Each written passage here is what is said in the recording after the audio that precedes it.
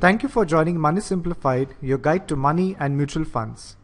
Presented by Franklin Templeton Mutual Fund. We appreciate your participation. At PersonalFN, we are committed to helping investors achieve their financial goals and objectives. Our core proposition is built around unbiased research and financial planning. We wish to thank Franklin Templeton Mutual Fund for partnering with us in this investor education and awareness initiative. Welcome to the session 2 of Money Simplified, your guide to money and mutual funds. And we are glad to have you in this session on time value of money and when to start investing. Alright, so now let's get started. The inflation bug, as we have learned in our earlier learning session, eats into our hard-earned savings, so the value of money reduces. Here in our today's learning session, let's learn more about time value of money, which can help you manage your finances better. Here's an example. Most of us want to buy a dream home, so let's take an example of a house that you want to buy. Have you ever thought the dream home, which was worth rupees 50 lakh few years ago, costs rupees 1 crore today? Why? Well, the answer is simple and lies in time value of money. You see, as inflation, or simply put the cost of living, increases, it erodes the purchasing power of your hard-earned money. Let's understand how it works and its impact. As inflation increases, the value of all goods and services increases, and therefore the purchasing power of money decreases. So the impact is, today your rupees 500 note is worth less than what it was a few years ago. To make things simpler, let's take an example here. Suppose you have won prize money in a contest and you have an option to receive rupees 1 lakh today or after a year. What will you choose? Well, rationally, you will be at an advantage by taking your prize money of rupees 1 lakh today. Why? If you choose to take it 1 year later, you may lose out on the interest that you may earn over the next 1 year. So assuming you earn a rate of interest of 8%, your 1 lakh invested today will fetch you 1 lakh 8,000 after a year. Now let's see how to calculate time value of money. But before that, first let's understand some basic concepts. First, simple interest. Well, this is something we have all learned in our school days and college, and sometimes even put to practice in our daily life. But just to brush up, simple interest. Simple interest is the interest you earn only on your principal amount. It is calculated as principal into the rate of interest divided by 100 into number of years. Let's use an example here to understand it better. What will be the simple interest on a 2-year deposit of rupees 10,000 offering an interest at the rate of 10% per annum? So if you use the formula above, simple interest will be calculated as 10,000 into 10%, or you can also put it as 10,000 into 10 divided by 100 will give you the answer of 1,000 rupees per annum, which will earn as interest. So for a 2-year deposit, you will earn rupees 2,000. The next is compound interest, which again many of us have heard or learnt about, and it's rather magical in the process of wealth creation. But just to brush up, compound interest is the interest you earn on both principal as well as interest. Compound interest is calculated as amount minus principal, and to calculate the amount we have a formula: principal into, open the brackets, 1 plus rate divided by 100 bracket close raised to the power of n. Again, let's take an example here to understand it better. What will be the compound interest on a 2-year deposit of rupees 10,000 earning a rate of return of 10% per annum? First, to understand that, let's calculate the amount. 10,000 bracket open 1 plus 10%, or you can also express it as 10 divided by 100 bracket close raised to the power of 2. You will fetch an amount of rupees 12,100 at the end of 2 years. And to calculate the compound interest, we use the formula amount minus the principal. Here, substituting the values, 12,100 minus 10,000, you will fetch a compound interest of 2,100 during the span of 2 years. So in the first year, you will earn an interest on the principal amount of rupees 10,000 at the rate of 10%, that is rupees 1,000. And in the second year, you will earn interest on the principal amount of rupees 10,000 plus interest you earned in the first year of rupees 1,000. So you will earn interest of rupees 1,100 on 11,000 at the rate of 10%.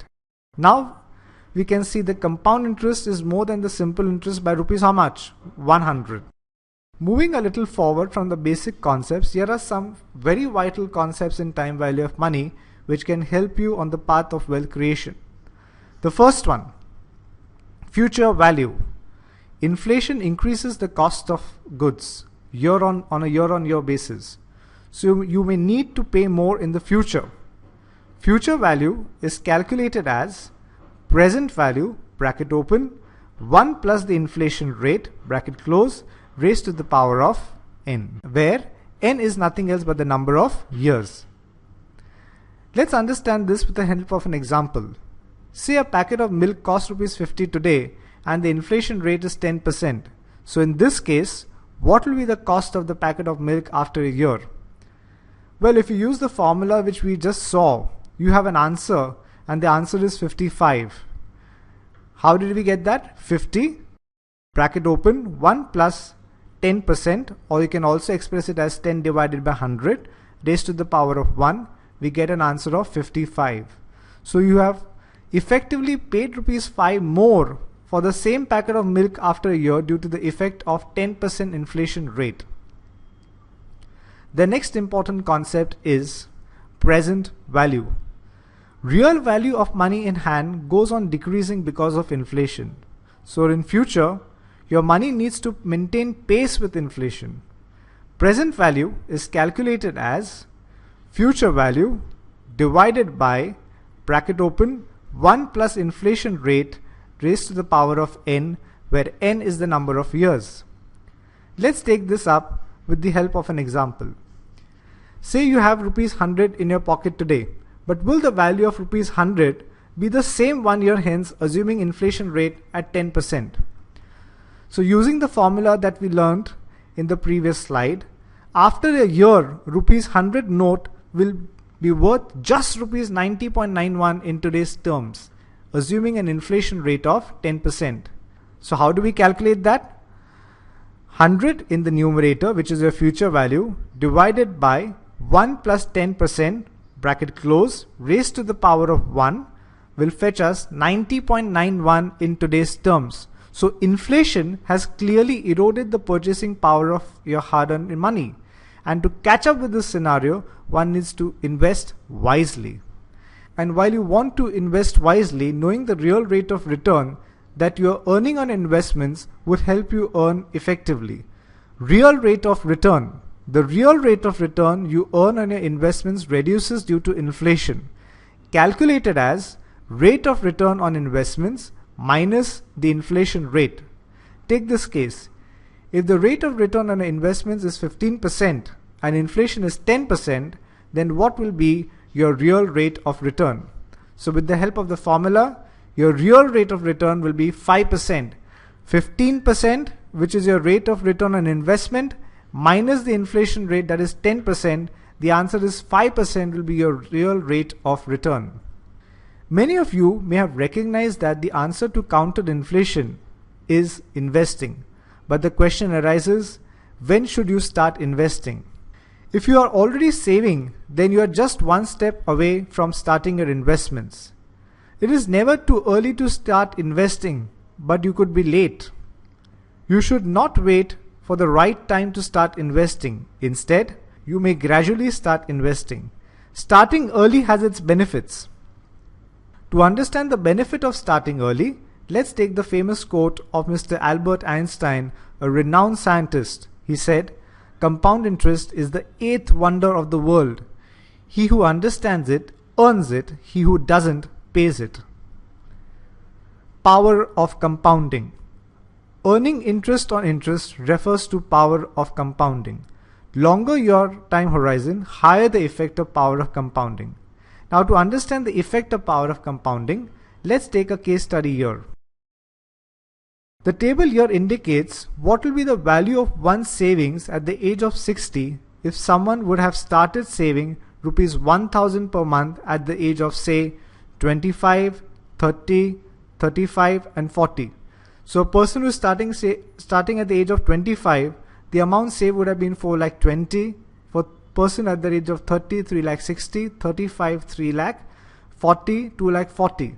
So the person who starts at the age of 25, that at the early age, will fetch an amount of 38 lakh 28,000 odd.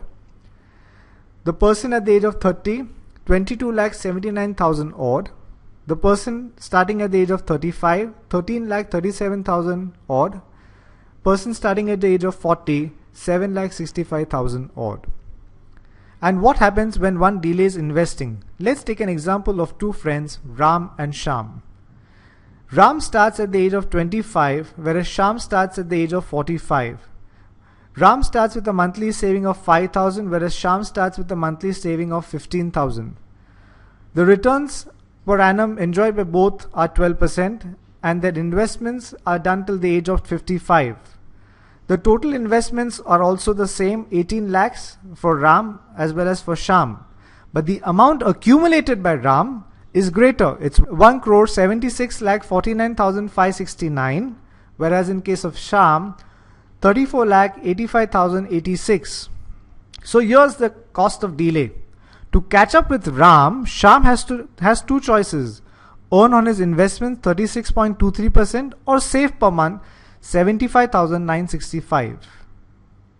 Before we wrap up this session of learning, here are some points you must keep in mind while managing your finances to recognize that the key lies in investing and investing wisely. Inflation decreases the value of money over time. Price of goods and services keep on increasing due to inflation, so you may have to spend more in the future. Money received today is worth more than the same amount of money received after a few years. In real terms, inflation also reduces the actual return you earn on your investments. Compound interest yields more returns than the simple interest, and do not forget is the power of compounding, which is the eighth wonder of the world. And longer your time horizon, higher will be the power of compounding. You should not wait for the right time to start investing. It is never early to start investing, but you can be late. So start early and gradually reap the benefits we just learned. So to end our today's learning session, we now invite you to test your learning by taking up this simple quiz and win exciting prizes. Thank you for participating.